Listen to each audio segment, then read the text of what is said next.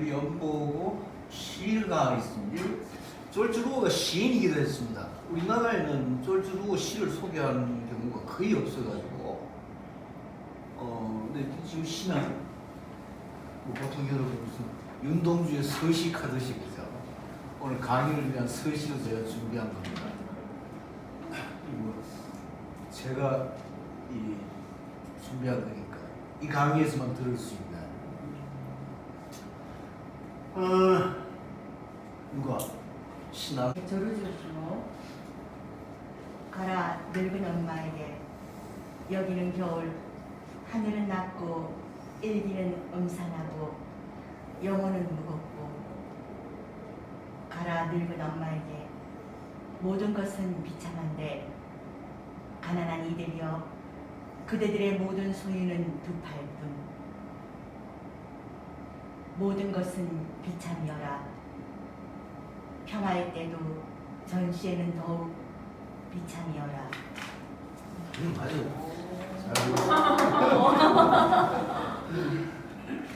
마지막에도 제가 마지막에도 이 강의를 끝내면서 시를 또 하나 4페이지에 보시면은 마지막 시가 또 있으니까 이 강의 끝날 때 준비해서 다시 읽도록 하겠습니다. 지금 뭐 시를 들으셨는데 뭐 시를 해설한다는 게 별로 의미가 없지 않겠나 싶습니다만 이 쫄주루에 대해서 여러 가지 얘기가 있을 수가 있겠습니다. 제가 아까 잠깐 신재욱 씨가 말씀하셨습니다만 뭘 이렇게 준비하고 하는 사람이 못 되어서 게을러서 이런 자리에 나갈 때쯤에는 한 번도 뭘 제대로 읽거나 준비를 안 하고 나가는 사람인데 그냥 뭐 닥치는 대로 하는 그런 좀 적극적인 나쁘게 말하면 아주 게으른 인간인데 이번 이 강의를 위해서는 인터넷도 제가 뒤져보고 제가 유튜브 같은 거 거의 보지 않는 사람인데 제 것도 안 봅니다. 제 거에 뭐 오늘 제가 한 게 뭐 올라와 있다 그러는데 저는 뭐가 올라와 있는지도 모르고 제가 한 번도 본 적이 없습니다.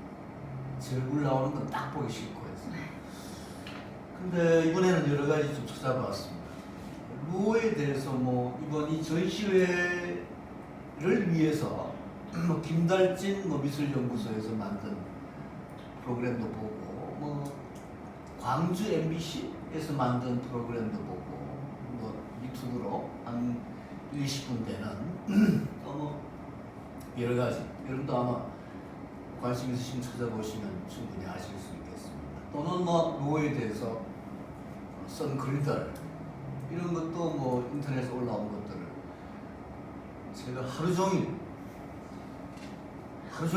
찾아봤습니다. 저한테는 대단한 제 평생 그런 인터넷에 시간을 투자한다는 것은 저로서 상상할 수도 없는 일인데 인터넷 거의 보지 않아서 근데 이번에 보면서 느낀 게 별로 제 마음에 들지 않았습니다. 그 이야기들이 다들 뭐 하나님 이야기하고 신부가 나와서 또 뭐 전남 도립박물미술관 관장이라는 사람이 나와서 뭐 남도기 때문에 루오를 햇빛이 비치는 남도기 때문에 루오 전시를 했다. 저는 잘 감이 오지 않았습니다. 그래서 오늘 저 여러분들에게 말씀드리는 것이 어떨지 모르겠습니다만 저는 제 식으로 뭐 좀 준비를 해봤는데 혹시 다른 일반적인 그런 뭐 프로그램들이 많이 있으니까 제가 이 뭐 루오 미술 루오 작품을 워낙 좋아해서 루오 그림을 찾아 많이 돌아다녔는데 뽕피두가 대표적이겠죠. 그게 한 1000점이 넘어 있으니까 루오가 직접 기증을 했고 또 가족이 기증을 했고 이번에도 아마 뽕피두에서 많이 왔는데 우리나라 뭐 일본에 여러분 아시다시피 루오 전문미술관이 있습니다. 세계 유일하게 파나소닉에서 만든 미술관인데 동경에 있습니다. 혹시 루오를 좋아하시는 분들은 거기 가시면 거기에 일본에는 이런 루 작품이 파나는 물론이고 요하만 하더라도 거의 한 200점 가량 있습니다. 세계에서 가장 루어를 많이 소장하고 있는 나라가 일본입니다. 일본의 그 파나소닉 미술관 말고도 여러 그 미술관에 뭐 출광 미술관이라든가 뭐 여러 지방 미술관에 루어 작품 항상 어딘가 다 있습니다. 일본 사람들이 루어를 엄청나게 좋아합니다. 여러분 아시다시피 일본은 기독교가 뭐 우리나라 인구 비율로 따지면 우리나라의 기독교 비율보다도 거의 100분의 1도 안 되는 일본 사람들은 기독교든 천주교든 뭐 개신교든 천주교든 간에 거의 일본 사람들은 관심이 없는데 일본의 나라 그런 나라이고 우리나라하고 전혀 다릅니다. 기독교가 전혀 판을 못 치는 기독교 세력이 거의 없는 곳인데도 불구하고 일본 사람들이 세계에서 미술관 소장은 물론이거니와 이 루어에 관한 연구 또는 루어에 관한 전시회 일본에서는 거의 한 1950년대부터 루어에 대한 대회고전이 열렸습니다. 제가 본 것만 해도 여러 차례가 됩니다. 그리고 미술관들이 있고 세계 유일한 루어 전문 미술관이 있고 루어 그림만 지원하는 뭐 근데 일본에 비해서 우리나라 제가 기억하기로는 제가 우리나라에서 처음 루어 작품을 본 건 2006년입니다. 대전미술관에서 그때 루어 전시회를 처음 봐. 그 전에 파나전은 좀 있었습니다. 중앙일보사에서 주최한 파나전도 있었고 파나 몇 번 왔었어요. 이젤레도 일부 왔었고 그런데 유화와 색채 파나가 온 거는 제가 기억하기로는 2006년, 2000년입니다.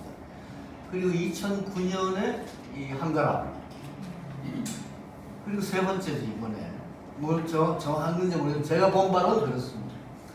그런데 가기 전에는 정말 이 광양에서 루어를 보다니 너무 감격스럽고 또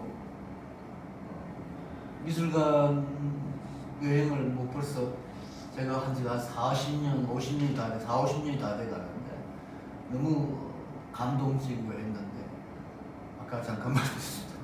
미술관을 왜 이렇게 지었지라고 하는 느낌에 조금 그랬고 뭐 그건 여러분 그냥 농담 비슷하게 들으시면 되겠는데 솔직히 좀 안에 미술관 안에 그러니까 루 작품을 전시하는 방법에 대해서 제가 조금 황당했습니다. 실망을 했다 그러니까 풍경화, 정물화, 인물화 뭐 이따위 분류를 해가지고 너무 좀 촌스럽다는 생각을 했고 또 이 미술관 제가 다닐 때만 그랬는지 모르겠지만 저는 혼자 쭉 다녔었는데 그 미술관을 지키는 그 지킴이를 뭐라고 하는지 모르겠습니다. 한 분이 한 40, 50대 아줌마가 계속 핸드폰으로 전화를 해서 저 아줌마를 좀 뭐라 해야 되나 말아야 되나 계속 그 생각을 하면서 가다 보니까 저는 그 음악 틀어놓은 것도 사실 굉장히 거슬렸거든요. 미술관에 왜 음악을 트나 너무 저한테 촌스러웠습니다.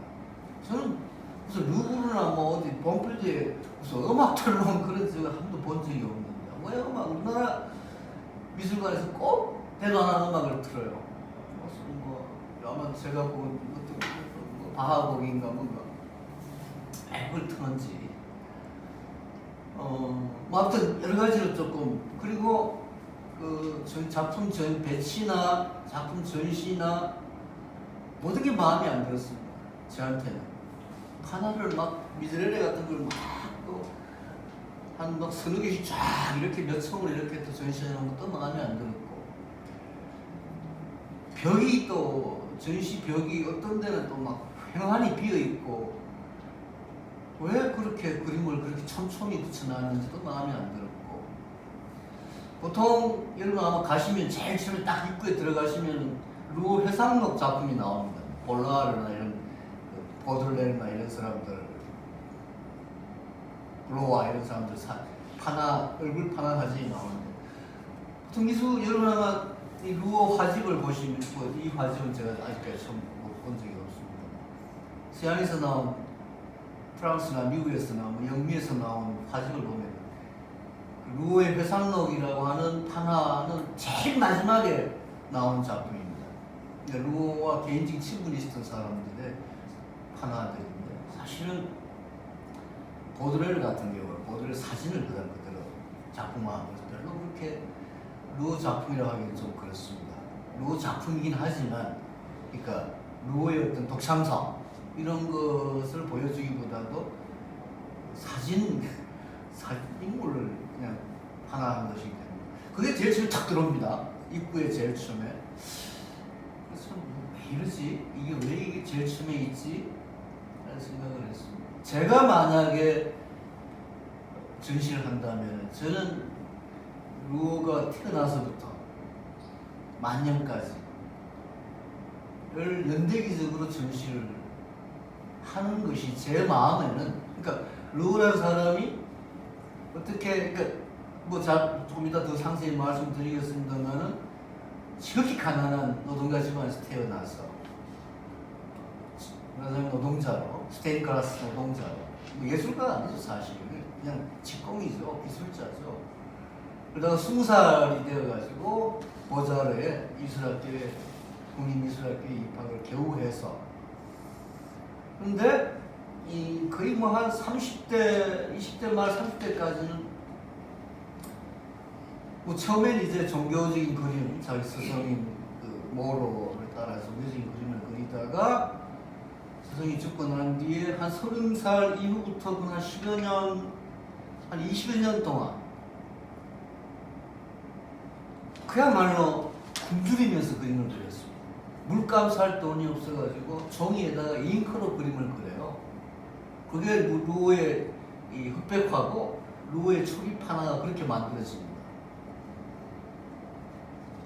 근데 그런 과정을 거쳐서 나오는 게 루어의 색채 그림이에요.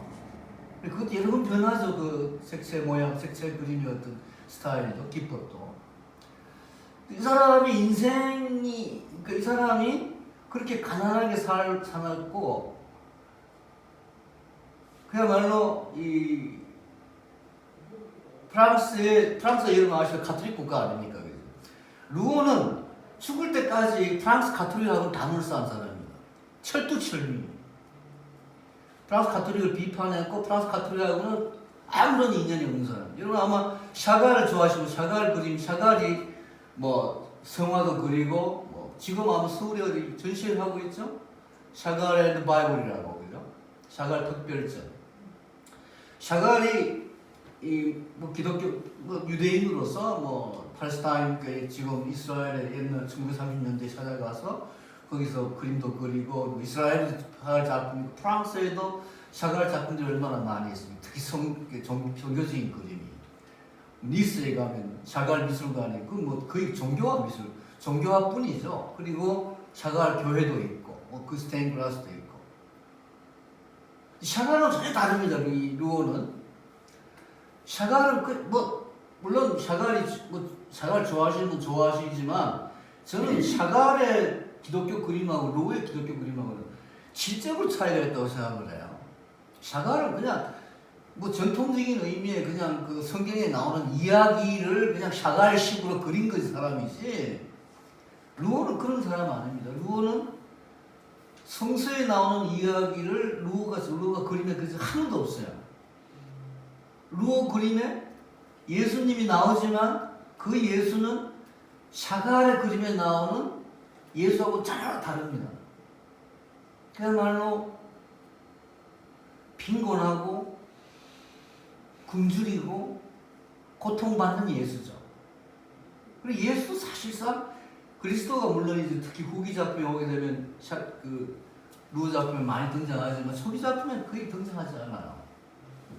그러니까 1913년인가 14년인가 지금 나중에 연보를 보고 이야기하겠습니다만 이 볼라르라고 하는 화상이 이제 루어를 발견하고 20년 동안 유화 한 300~400점, 판화 한 100~200점 그려준다는 조건으로 20년 동안 거의 매달 그 생활비를 대줍니다. 뭐 그렇게 많지 않았어요. 그거를 대주면서 겨우 이제 물감 살 돈이 생기고 색채화를 하기 시작합니다. 1913년 정도, 14년 정도예요.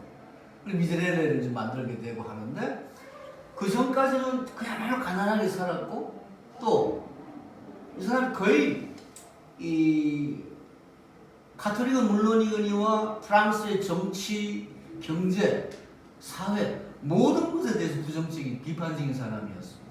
아마 루어만큼 그 당시 체제에 대해서 반대한 사람은 없습니다. 이 사람 그림은 그런 의미로 받아들이지 않으면은 의미가 없는 저런 생각을 해요. 우리 말하는 민중화 뭐 이런 거하고 전혀 차원이 다르죠. 루어 자신이 그렇게 말합니다. 루어 시대에도 한국식으로 말해서 소위 뭐 이렇게 뭐 혁명이나 또는 뭐 이런 사람들을 그리는 뭐 그런 데모 현장이나 또는 노동 현장 이런 사람을 그리는 그림이 많이 있었습니다. 사회주의 리얼리즘 그림도 많이 있었고 아시다시피 피카소 초기에 그런 작품을 그렸고 많은 사람들이 그런 작품을 했지만 루어의 그림은 루어가 그렇게 철두철미 반체제적인 생각을 하며 살았던 사람이지만 그림에서는 그렇게 나타나지 않아요. 그런데 그 사람의 삶을 알고 그 그림을 알면 그 그림을 보면 그냥 뭐 성스럽다 뭐 신비롭다 무슨 뭐 이런 식으로 얘기할 수 있는 그림은 아니죠. 루어의 그림은 루어가 살았던 삶의 고통, 루어는 철두철미 반사회적으로 사는 사람입니다. 루어의 인생의 한 가지 핵심은 저는 이 사람 고독이라고 생각을 해요. 이 사람은 아시다시피 뭐 보자르 출신이고 같은 보자르 동기생 중에 뭐 마티스가 있고 뭐 마르케가 있고 유명한 사람들이 많이 있었습니다. 그런데 마티스하고 뭐 마르케하고 물론 뭐 친하게 지냈다라는 정도지 뭐 마티스의 어떤 야수파나 뭐 초기엔 터비전지의 기량이 좀 있었습니다만 전혀 그런 유파하고는 관련이 없었습니다.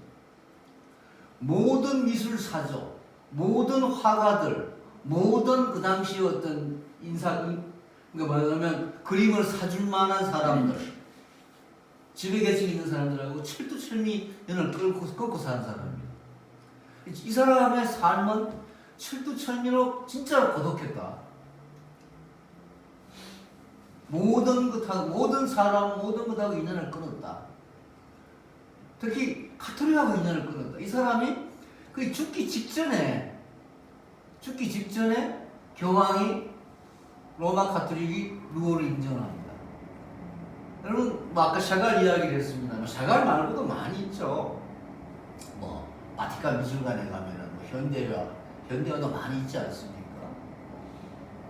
비페도 있고 뭐 종교화라고 그런 사람들이 많이 있죠. 실제로 바티칸 미술관에 현대 미술 작품도 많이 소장이 되어 있습니다. 근데 루어는 없습니다. 루어 작품은 없습니다. 루어가 그린 그 흉측한 창녀들, 또 광대, 가난한 사람들, 고통받는 예수는 이 가톨릭에서는 별로 좋아하지 않는가 봐요. 또 맞들어지는 예수, 성인 예수, 왕 예수, 지도자 예수, 구원자 예수, 하나님의 아들 예수, 이게 가톨릭에서 말하는 예수상인지 몰라도 아무튼 루어의 그림에는 찌든 예수, 고통받는 예수, 십자가에 못 박혀서 우는 예수, 슬픈 예수, 아픈 예수, 노동자 예수, 이런 예수밖에 없어요. 이런 예수를 가톨릭에서는 별로 좋아하지 않았던가 봅니다. 그래서 죽기 직전에 1951년 정도니까 58년인가 죽지요. 죽기 직전에 로마 교황청이 루어에게 훈장을 하나 줍니다. 그 전에는 오늘 여기 도판 요소가 안 됐습니다만 나중에 보시면 또 루어 화집을 보시면 여러분이 꼭 보시게 될 루어 그림 중에 하나가 루어 스테인그라스가 있어요. 스테인드그라스. 아시라고 하는 프랑스 남부에 있는 교회의 두 장 그렇게 많지도 않습니다. 딱 한 번 샤갈 스테인드 글라스 얼마나 많습니까? 샤갈 스테인드 글라스, 뭐 마티스트 스테인드 글라스를 만들었고 많은 사람들이 스테인드 글라스를 만들었는데 이 루오는 아시시가 아닙니다. 아시라고 하는 교회 성당을 만드는데 그때 엄청나게 카톨릭이 반대를 했습니다. 왜 저런 인간한테 저런 말도 안 되는 저런 예수를 저렇게 더럽게 그리는 사람한테 왜 스테인드 글라스를 맡기느냐. 그러니까 이 카톨릭하고도 담을 쌓았고 당시의 어떤 화가들하고도 완전히 담을 쌓았고 루오가 유일하게 친했던 사람들은 몇 명의 시인 그리고 서상가들이었습니다. 철학자들이었습니다. 좀 이따 설명드리겠습니다만, 그러니까 루오가 사실은 우리가 루오를 이해할 때 일반적인 의미로 뭐 일반적인 화가로 이해하기에는 너무나도 좀 다르게 산 사람이라고 저는 생각을 합니다.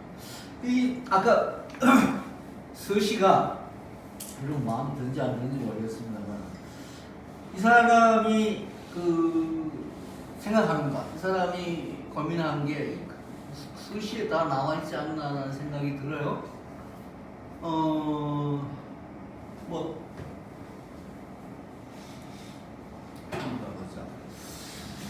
아까 잠깐 말씀드렸죠. 제가 1985년에 파나전을 서울에서 했는데 2006년 중앙일보에서 주최한 사업 파나전을 했는데 2006년 대전, 2009년에 한가람, 2022년에 전남도를 했죠.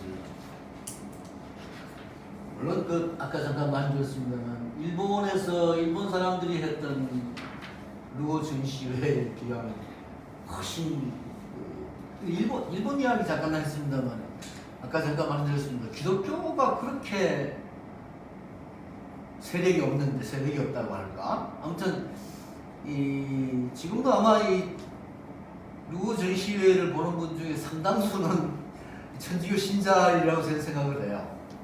그날 미술관에 갔을 때도 제 제자부를 만났었는데 자기가 다니는 성당의 신부가 그렇게 이 전시를 보라고 한다고 그래요. 물론 가톨릭에서 우리나라에서 루오에 대한 책이 처음 나온 게 제가 가지고 있는 책 중에서는 80년대 초에 분도 출판사에서 미제렐레가 나온 적이 있습니다. 이 정도 크기였죠. 원래 미제렐레 훨씬 더 도판이 큰데. 그리고 자크 마르텐이라고 하는 루오와 아주 친했던 가톨릭 토미즘 신학자의 책이 번역이 되어 나왔고, 발터닉이라고 하는 신부 출신 사상가가 쓴 루오에 대한 책이 역시 분도 출판사에서 나왔습니다. 분도 출판사라고 하는 외관이 있죠. 분도 출판사라고 하는 카톨릭 출판사에서 지금까지 루오를 소개했습니다. 그리고 난 뒤에 여러 장에서 책이 한두 권 나오고, 루오가 그 정도 이야기인데, 일본에서 나온 루오 관련 도판이나 도서 관련 이런 책들 또 논문 이런 거는 너무 엄청납니다. 왜 일본 사람들이 기독교를 믿지도 않는데 우리나라와 달리 어떻게 왜 루오를 좋아하느냐? 또 한국 사람들이 한국 사람 아까 잠깐 보셨죠? 한국인과 루오 이중섭을 비롯해서 이중섭을 동방의 루오라고 불렀다는 이야기 옛날부터 있었던 유명한 이야기인데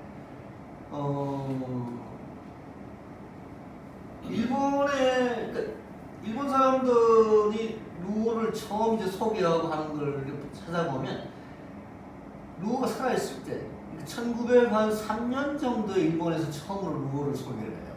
루오 작품이 옵니다. 그리고 1910년대에 일본 사람들이 엄청나게 루오 작품을 사요. 그리고 아까 말씀드렸죠? 전속 미술관도 생기고 하는데 루오 그림은요 어떻게 보면 굉장히 동양적인 분위기가 있습니다. 특히 이제 초기의 어떤 묵화를 연상시키는 잉크로 그리는 그림들이요. 초기 파나들. 그 흑백 단색 파나는 미즈렐리가 대표적인 작품들인데, 그죠? 색채 파나 말고 단색 파나나 초기 작품들은 동양적인 수묵화를 연상하게 합니다.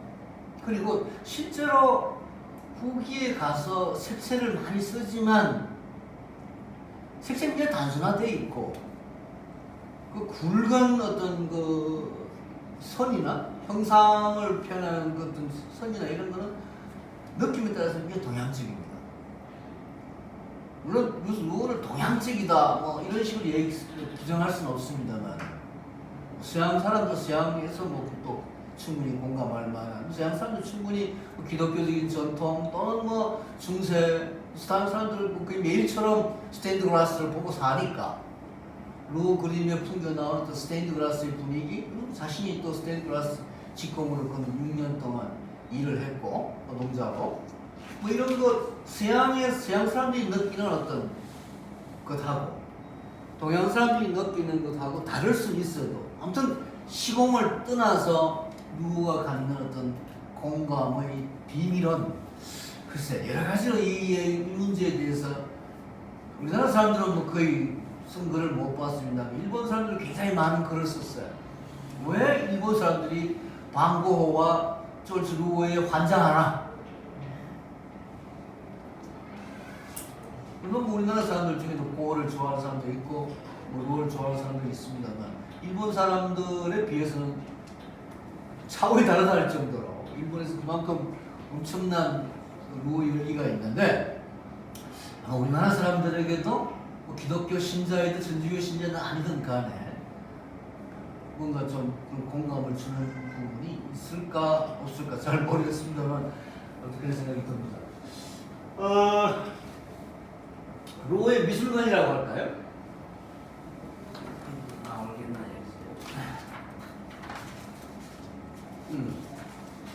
이건 제가 읽어보겠습니다. 미술은 내게 삶을 있게 하는 수단이냐, 한밤의 절규이고 숨죽인 흐느낌이냐, 억눌린 미소다. 나는 황량한 벌판에서 고통당하는 자들의 말없는 친구다. 인류는 자신의 부도덕과 청결을 담장 뒤에 감춘다. 나는 눈둥이에 걸린 그 담장에 달라붙는 비참한 담쟁이 동물이다. 그리스도인은 나는 십자가에 달리신 예수를 믿는다. 루오의 미술관, 종교관, 뭐 한마디로 이 문장에 압축되어 있지 않나라는 생각이 들어서 제가 인용을 했습니다.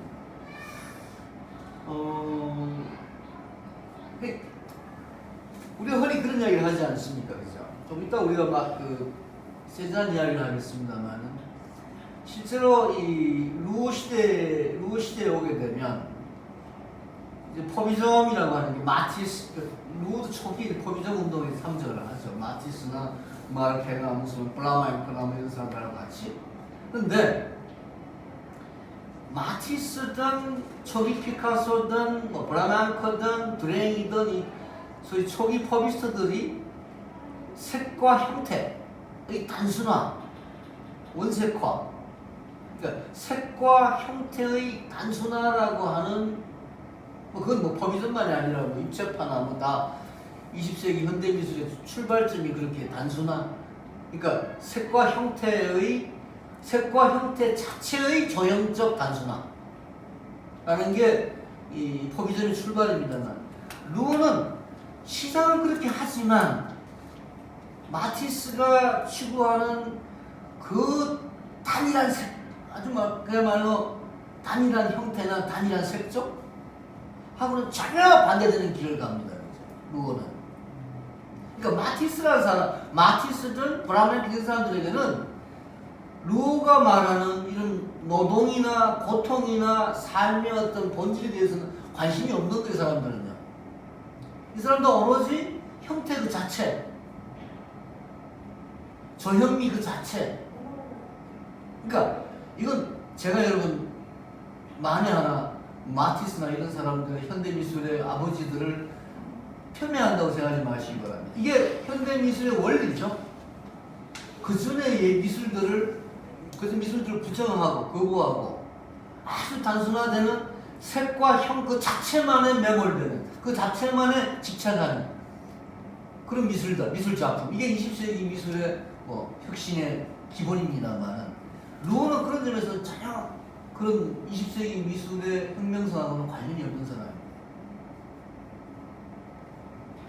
색채와 형태의 단순화라고 하는, 그래서 말씀하셨듯이 마티스는 얼마나 명랑, 경쾌, 유쾌합니까? 그리고 얼마나 보기 좋습니까? 그 형태의 조화, 그 색채의 단순화된 색채의 아름다운 그 푸른색, 색종이를 적어서 만든 것 같은 그야말로 색채의 천국 같은, 하모니 같은 이런 분위기죠. 마티스가 보여주는 것은 세계 환장하게 만들죠. 그러나 루오는 그렇지 않습니다. 색채든 형태든 단순하고 거리가 먼 사람인데, 아무튼 물론 루오 자신도, 루오도 단순하라고 하는 것을 거부한 사람은 아니죠. 루오도 굉장히 단순화되어 있죠. 루오가 보는 이 루오의 어떤 사람이든 물건이든 꽃이든 우리가 그걸 이게 무슨 꽃인지 누군지 알아볼 수 있는 그런 어떤 구체성을 전혀 띄고 있지 않습니다. 굉장히 단순화된 색채이고 형태이긴 한데, 마티스와 같은 그런 색 자체, 형태 자체의 단순화, 미적 조화, 그 자체의 어떤 집착하는 그 자체의 아름다움을 추구하는 미 자체라고 하는 것은 루오에는 그런 의미가 없습니다. 루오는 어디까지나 인간이고 신이고 하나님이고 이웃이고, 그러니까 마티스든 드레이든 브라만크에서 느낄 수 없는 어떤 철학, 사상, 신학 이런 게 루오의 작품에는 있기 때문에, 그래서 루오가 훨씬 더 그런 어떤 공감, 루오가 기독교 전교식을 말하면 긍휼이라고 합니다. 좀 이따 말씀드리겠습니다. 컴패션이라고 합니다. 미술 하시는 분들 보던데 공동 공감, 공통 공감 이렇게 이야기하는데 그 얘기 좀 이따 하죠. 아무튼 루오가 말한 미술의 힘은, 루오의 미술가는 이 말로 루오의 그림의 어떤 이거 역사적인 기원을 본 사람들 그렇게 이야기합니다. 중세 로마네스크에서 시작된 스테인드 글라스, 고딕 시대의 13세기 시작, 그러니까 한 8, 9세기부터 시작된 로마네스크의 그런 스테인드 글라스, 12, 3세기부터 시작되는 고딕의 고딕적인 어떤 대포로, 그리고 17세기의 렘브란트, 20세기의 렘브란트라고 하기도 하죠, 루오를. 또는 보들레르, 19세기 보들레르의 영향을 많이 받습니다. 악의 꽃의 사파도 그리고 어려서부터 도미에를 좋아했고 도미에를 엄청 따랐습니다. 그리고 로트렉이 그리는 이 광대들, 창녀들 이런 공통적인 화제가 루오에게도 있습니다. 그러나 분위기 전혀 다릅니다. 로트렉은 뭔가 좀 풍자적이고 좀 이 창녀든 광대든 뭐라고 할까요? 그렇게 루오에서 느끼는, 루오의 창녀나 광대에서 느끼는 그야말로 극단적인 어떤 추악, 그리고 죄악 이런 어떤 감각은 로트렉 그림에는 없죠. 로트렉 그림에는 그냥 경쾌한 캉캉춤을 추는 창녀들, 또는 그야말로 신나게 뒹구는 서커스의 광대들, 피에로들, 이런 느낌을 우리는 받습니다. 루오는 그렇지 않다는, 도미의 그림, 도미의 파나나 루오의 파나도 역시 좀 다르긴 다른데, 이게 영향을 많이 받았고 도미에 대한 글을 많이 남겼습니다. 루오가 가장 직접적인 서성은 모노입니다. 여러분 파리에 가면 개인 미술관이 많이 있습니다만, 개인 미술관 중에 제일 그 그림 소장수가 많고 건물이 크고 한 게 이 구스타프 모로 미술관입니다. 사실 이 구스타프 모로라는 사람이 이 사람이 아주 전통적인 종교화가 이고 그러면서도 독창적인 어떤 그러니까 레므란트나 또는 뭐그 전에 종교 화가들이 그렸던 소재를 가지고 그리면서도 모로는 나름의 독창성을, 그래서 모로가 모로가 상징주의 그림의 심볼리즘의 대표적인 화가라고 얘기를 하는데, 이 모로가 어떻게 루를 키우고 마티스를 키우고 마르케를 키우는가 하면서 미술사에 있어서 굉장히 큰 수수께끼입니다. 그런 종교화가, 그런 전통적인 종교화가가 어떻게 야수파 마티스를 낳고 루를 낳았는가? 근데 루는 사실 마티스 조금 다릅니다. 루는 초기에는 이 스승의 보잘에 20살에 보잘에 입학을 해서 아리 국립미술관에 입학을 해서 이 모로 밑에서 공부를 하는데 그림을 그리는데 모로와 같은 그림을 그립니다. 좀 다르긴 다릅니다만 모로식의 종교화를 그리죠. 성화를 그리죠. 마티스는 좀 달랐어요. 근데 이 루어는 가장 충실한 모로의 제자였는데 계속 이제 루 그림이 소위 그 당시에 프랑스에서 어떤 우리 국경 대통령상에 해당되는 게 로마상인데, 로마 유학 보내주는 상인데 이게 계속 떨어집니다. 2번, 3번 떨어지죠. 모로가 그렇게 한 5년 보잘에 5년쯤 다니고 나는데 25살 된 루어를 불러가지고 야, 학교 때려치워 나가. 그러니까 너 이런 학교에서 배울 거 더 이상 없어. 로마상 때려치워. 그럼 그리지 마. 너 나가서 네 그림 그려. 학교를 자퇴시킵니다. 이 모로라는 사람이 나는 서성이라는 사람, 서성이라는 것의 어떤 자질이라 그럴까요? 그러니까 마티스든 루든 마르케든 각각의 제자들이 갖고 있는 개성을, 천분을 최대한 살려주는 사람. 자기의 어떤 화풍을 고집하지 않고, 또는 자기의 어떤, 그러니까 루는 어릴 때 가톨릭 집안에서 태어납니다만 아버지가 굉장히 가톨릭하고 담을 쌓은 사람이에요. 그 당시 프랑스 가톨릭이라고 하는 것은 정말 지금 대구 가톨릭처럼 보수 일변도의 보수 반동의 이 무슨 속을 같은 대구 가톨릭 신자들이 혹시 계실지 모르겠습니다. 오해하지 마시고. 아무도 안 웃어주시니까 내가 신기하네. 그 말 취소하겠습니다.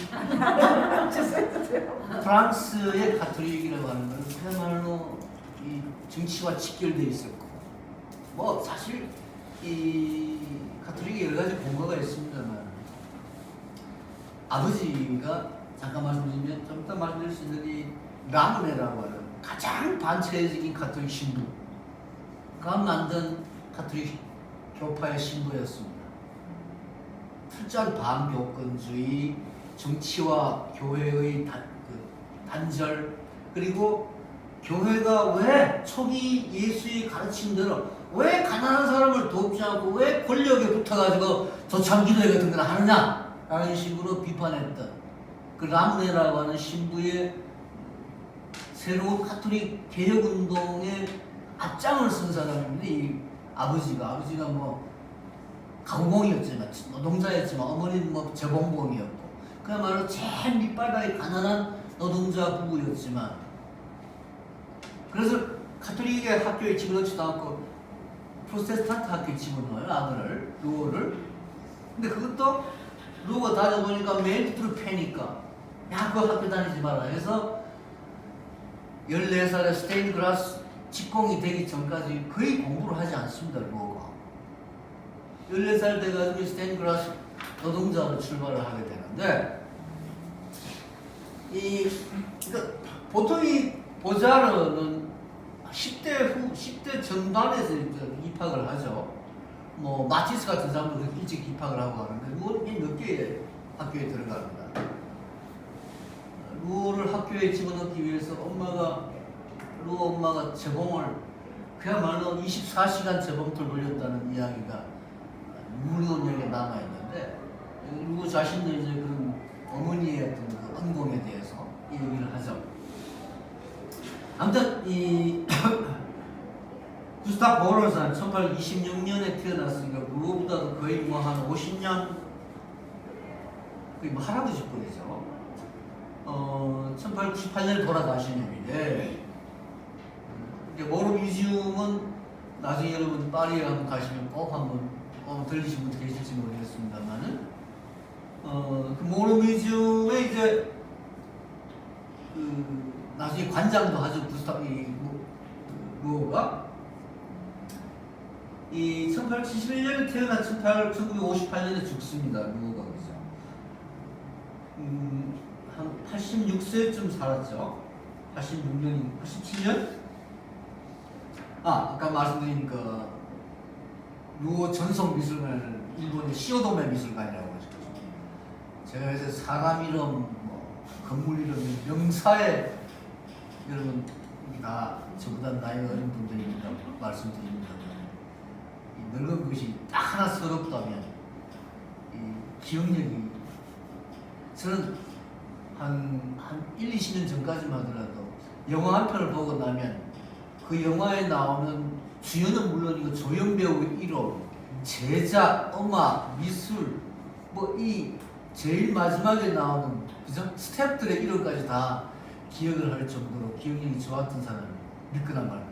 근데 지금은 이 영화 한 편 보고 나도 제목조차 기억을 잘 못하는 늙어서 딱 서러우기가 한 가지.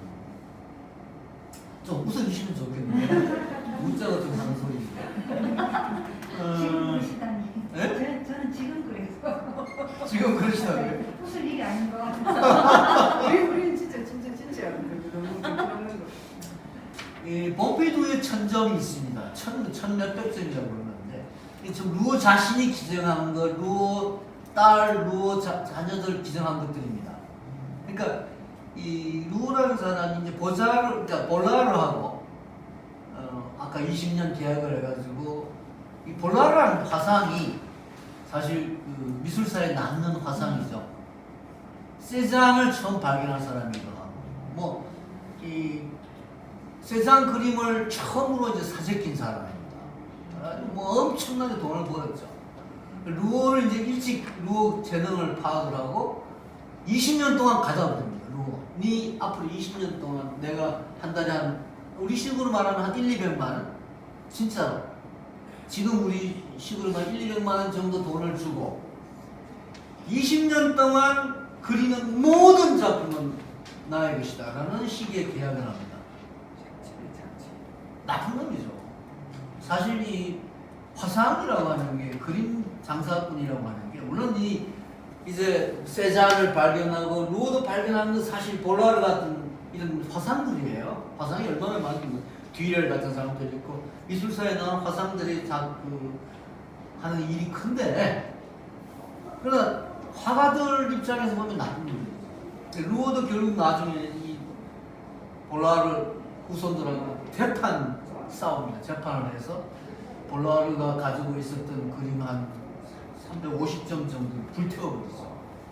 그게 뭐 그 당시 돈으로 해가지고 거의 1,000억 이상, 최소 1,000억. 그러니까 사실 루어는 이 20년 동안 계약에 의해 가지고 볼라르에게 팔았던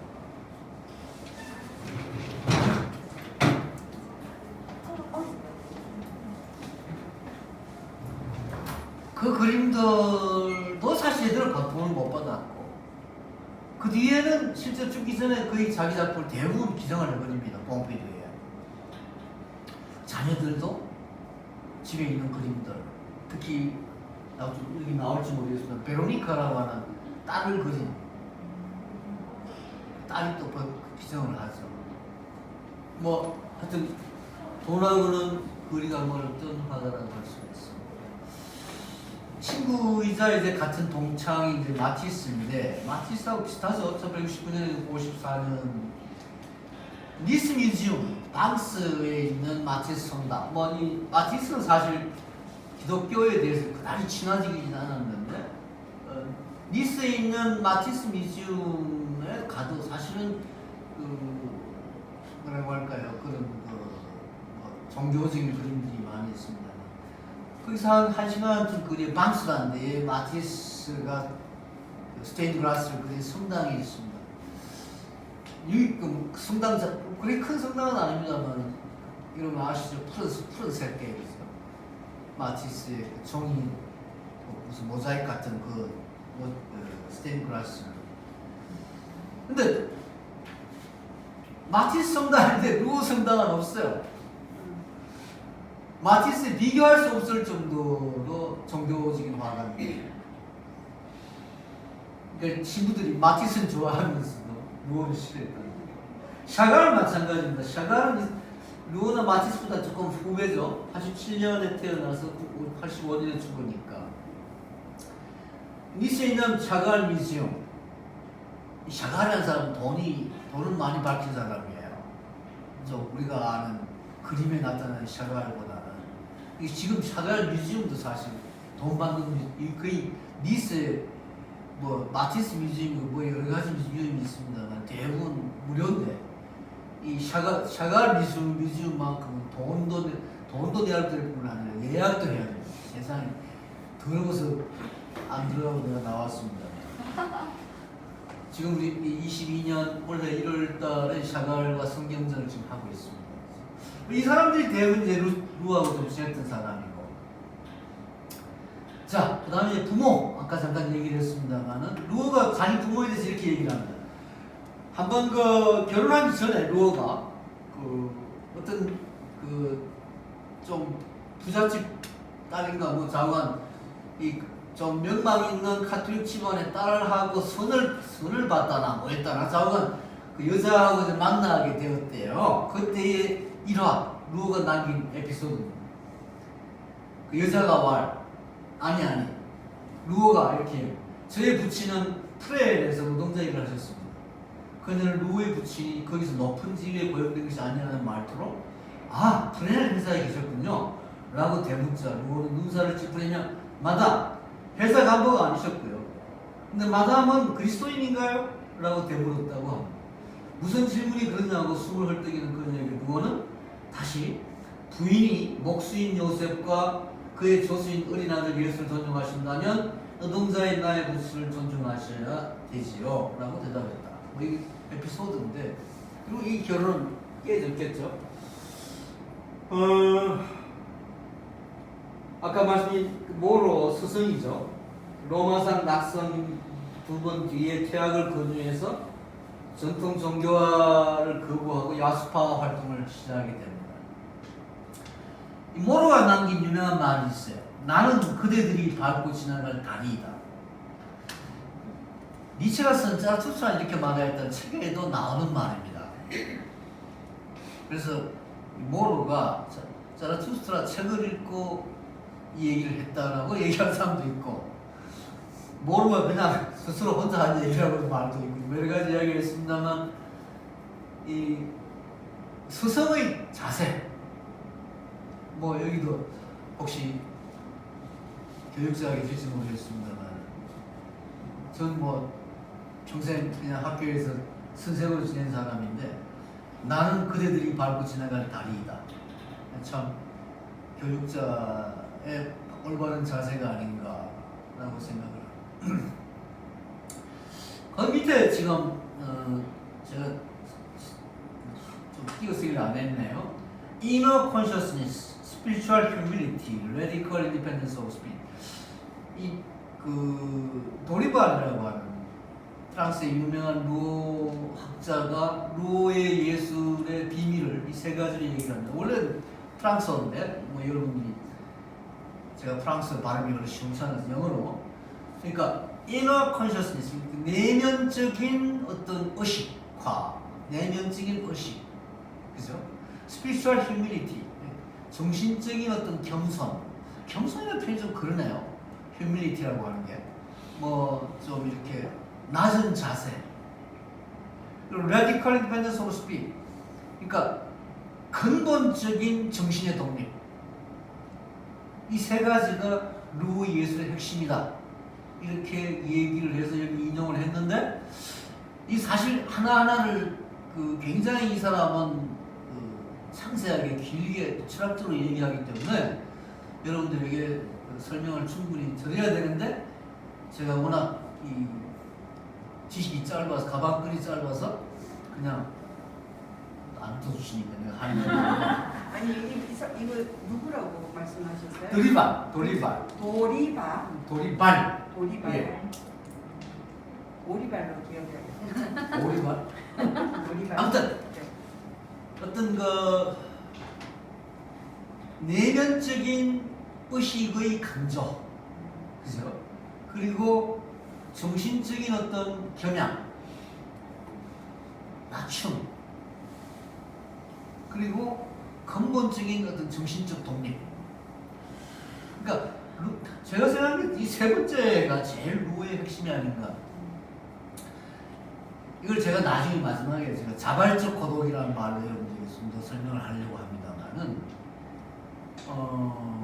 그러니까 루가 파악한 기독교의 핵심, 이 세 가지고, 특히 마지막 세 번째가 루가 파악한 예수님의 어떤 가르침의 핵심이 아닐까, 뭐 그런 생각이 들고, 이 친구가 없었던 건 아닙니다. 위스망이라고 하는, 위스망스라고 표기하기도 합니다. 이 위스망이라고 하는 친구가 이 사람 뭡니까, 좀 소설가였습니다. 소설가이기도 하고, 그다음에 1848년에서 1907년에 죽어서 우리나라에 딱 한 권 거꾸로라고 하는 책이 번역이 되어 있습니다. 굉장히 난해한 소설입니다. 뭐 관심 있으면 한번 보시면 좋은데, 루가 굉장히 좋아하는 사람이었는데, 말하자면 그야말로 가장 밑바닥 인간들 인생을 소설로 소재로 삼아서 그린 사람인데, 이 위스망이 나중에 루가 그린 그림들, 특히 이제 거꾸로라는 소설에 나오는 프로라 부부라고 하는 굉장히 루가 이 위스망 소설의 야유 풍자되는 대상으로서의 부르주아 가족에 대한 이야기가 나오는데요. 그거를 똑같은 제목으로 루어가 그림을 그립니다. 그런데 그 그림을 보고 위스망이 그냥 나자빠졌습니다. 왜? 어떻게 내가 소설로 그린 그 부부보다도 훨씬 더 나쁘게 그렸다. 넌 너무 나쁘게 그렸다. 이렇게 그랬다는. 그래서 루어하고 초기에는 굉장히 친하게 지냈습니다만은 별로 이렇게 이 사람 나중에 제가 오늘 시간이 될지 모르겠습니다만 쫄라 이야기를 할 때 다시 말씀드리겠습니다. 위스망은 쫄라의 제자였는데 나중에 쫄라를 또 반대하는 그런 입장이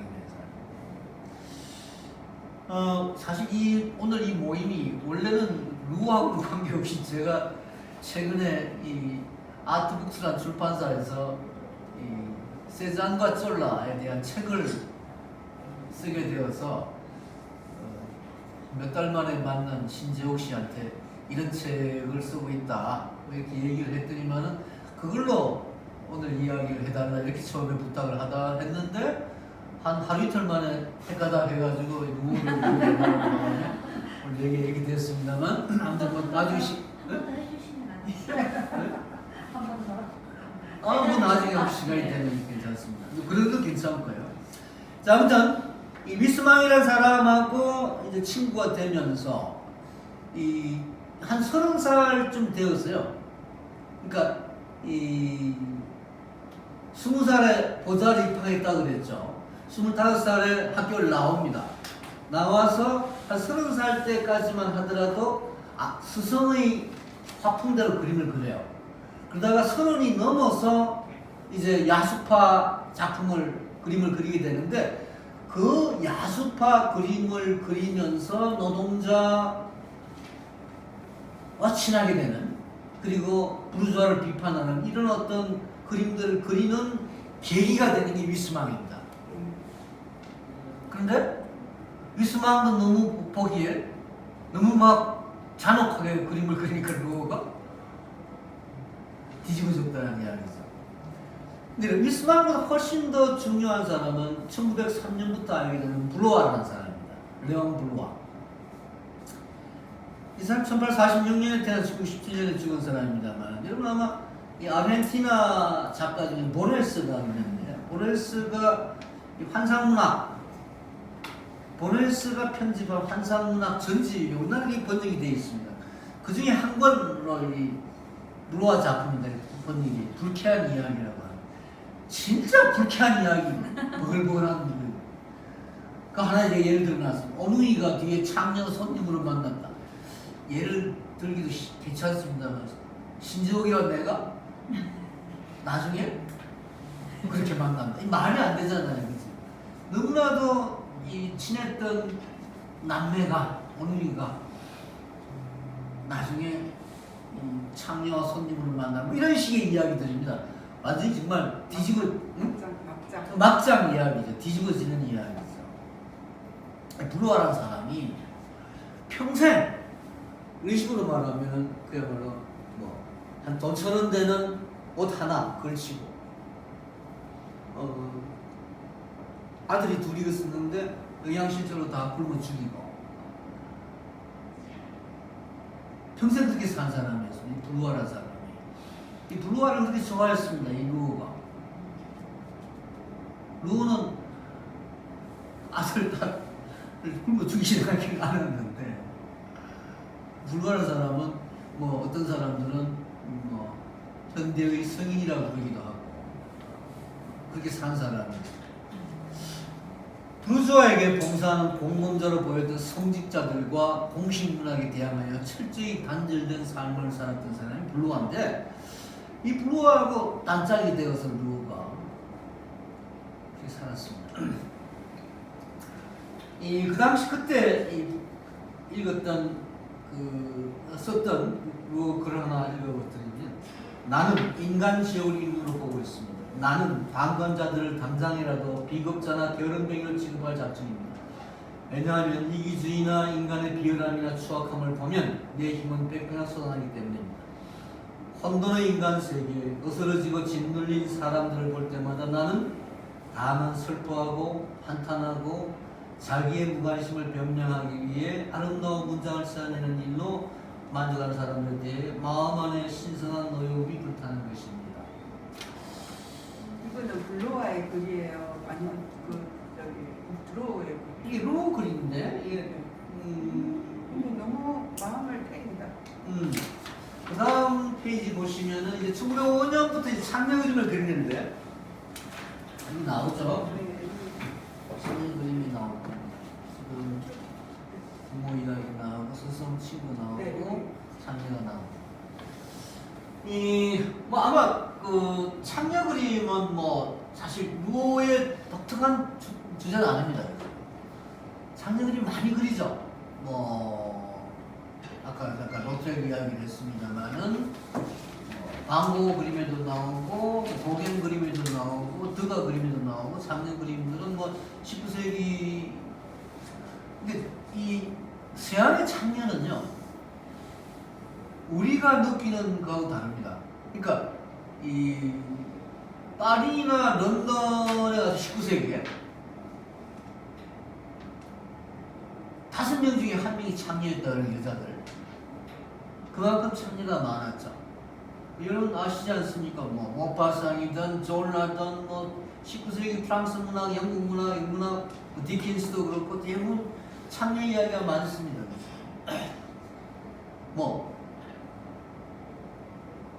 가족이 남편 부부하고 아기가 사는 가족이 집 앞에 이제 어머니가 나와서 치마를 걷어 올리면 지나가는 손님이 들어오고 아들과 아버지는 나가, 이런 식의 이야기들,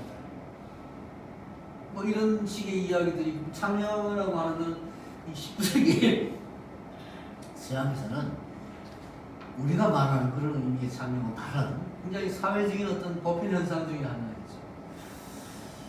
그러니까 지금 여기서 말하는 이 창녀 그림을 두고 이제 블루아가 이런 얘기를 합니다.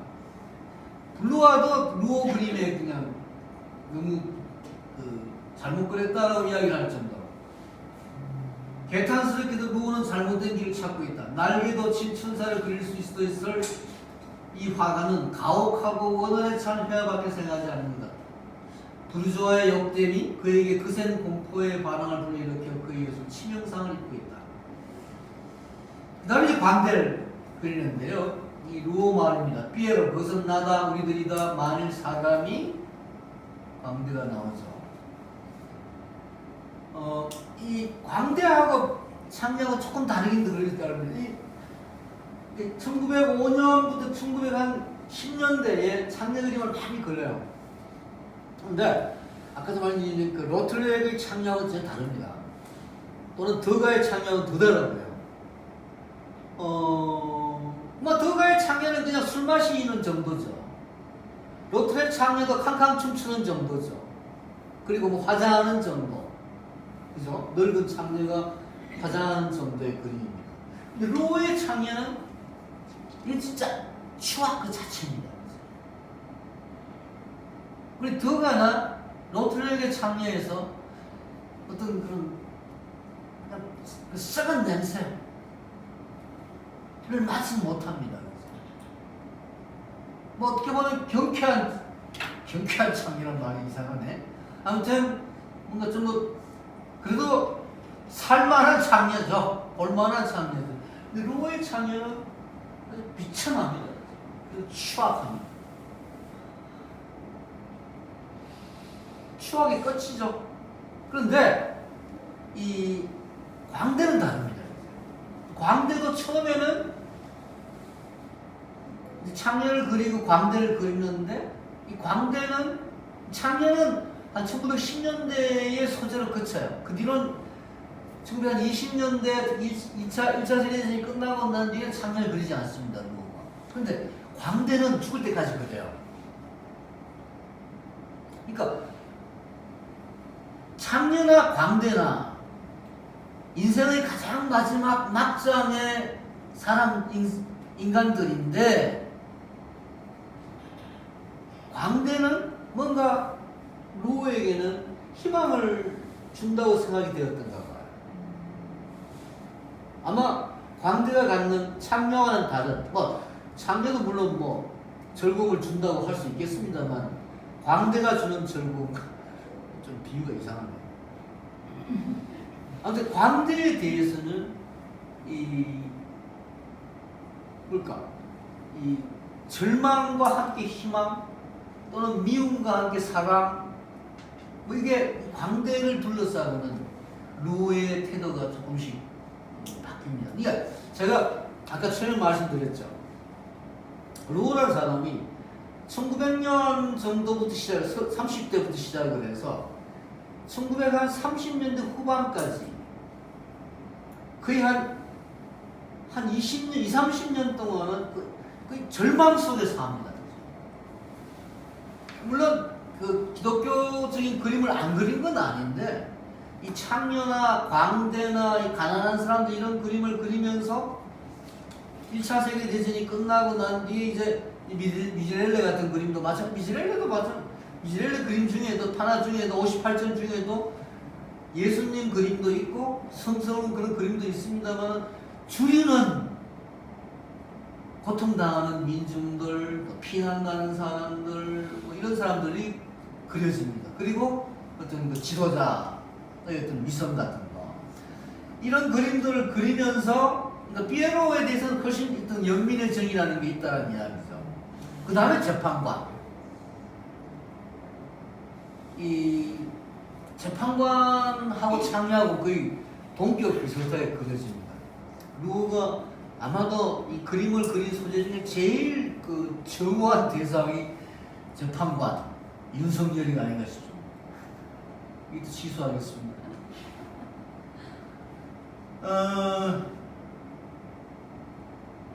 판사들 프랑스에서는 뭐 법원이라는 게 굉장히 권위가 있는 그런 어떤 재판관, 뭐 기독교적인 의미에서 본다면 예수를 처형한 재판관들이라는 의미도 없지 않았겠죠. 아무튼 이 재판관에 대한 어떤 정화라 그럴까요? 뭐 이런 게 이 누구에게 있는 것 같습니다. 그리고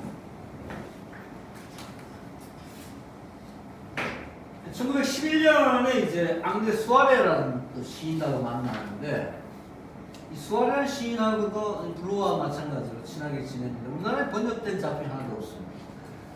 또 하나 이 기독교 사상가의 자크 마르탱이 최근 우리나라에 상당수가 번역이 돼 있고 소개가 돼 있으니까요.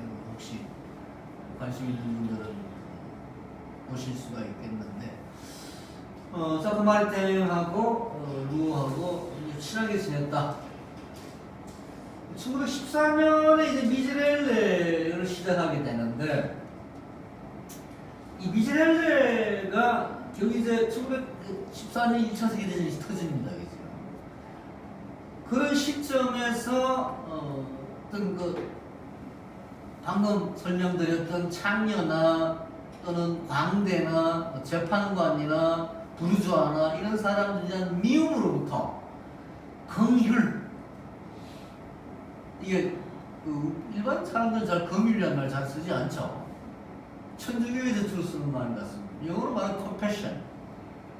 뭐 우리 식으로 좀 더 쉽게 말하면 공감. 근데 공감이라 표현하기 좀 또 그러는 그냥 공감이 아니고 요새 뭐 공감이라고 유행하는데 좀 더 밑바닥의 어떤 그런 근본적인 공감, compassion 뭐 이런 겁니다. 이 나우엔이라고 하는 신부가 말한 이 사람이 긍휼이라는 책을 썼어요. 그 책에 나오는 이야기를 두 개를 소개하면서 여러분들에게 이해를 좀 구하고자 합니다.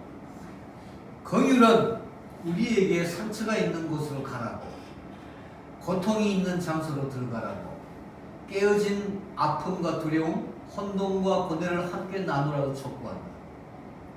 긍휼은 우리에게 비참한 상태에 있는 사람들과 함께 울부짖고 외로운 사람들과 함께 슬퍼하며 눈물 흘리는 사람들과 함께 울라고 도전한다. 긍휼은 우리에게 연약한 사람들과 함께 연약해지고 상처 입기 쉬운 자들과 함께 상처 입기 쉬운 자가 되며 힘없는 자들과 함께 힘없는 자가 될 것을 요구한다. 나우엔이 쓴 긍휼 나오는 이야기인데 이 나우엔은 이 신부 중에서 제가 제일 좋아하는 신부입니다만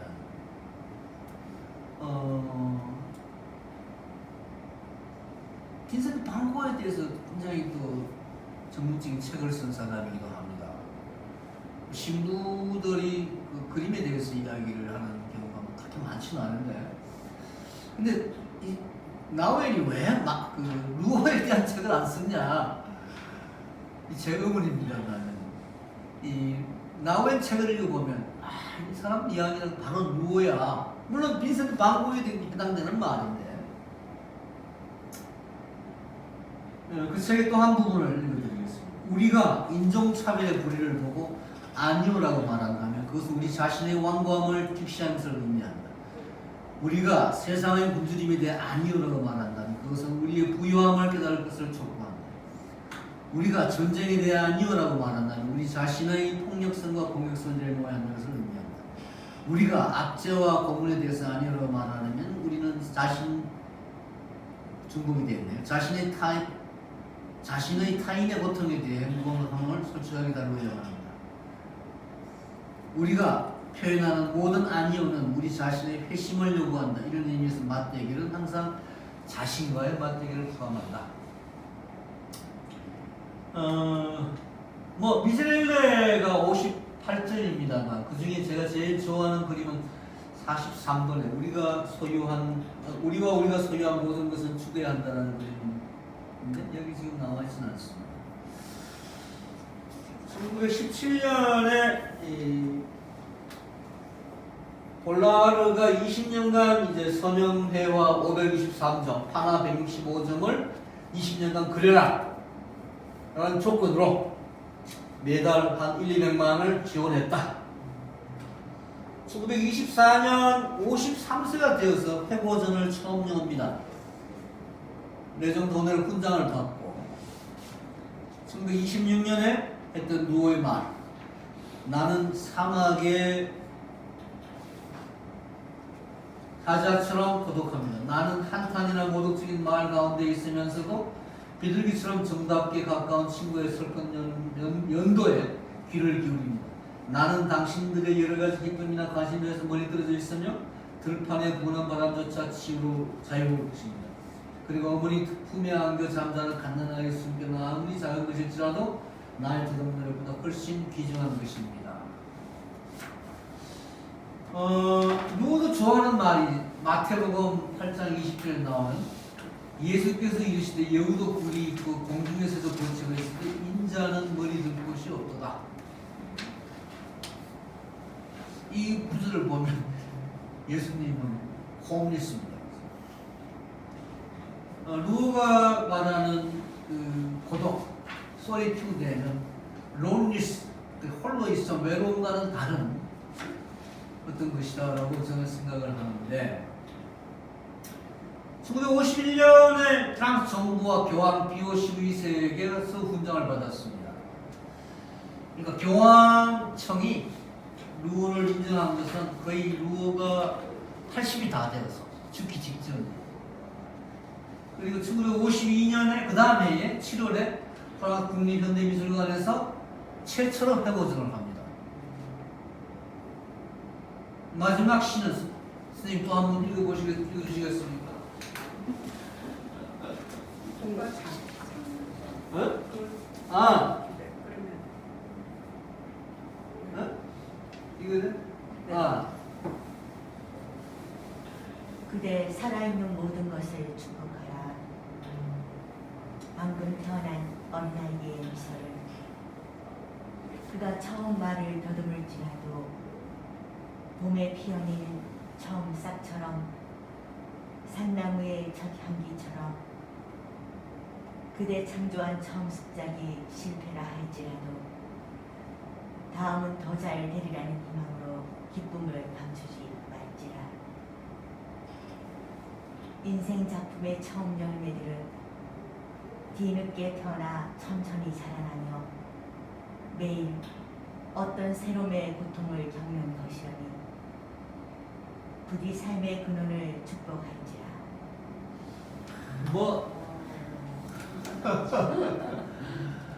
이 봄 이야기라서 겨울이니까 내년 봄을 기약하면서 마지막 시로 그냥 오빠 세상 들어가기 전에 제가 그거 끄고 다시 켤게요. 아, 이게 그래? 너무 길면은 오케이. 다운로드 하기가 어려웠어요.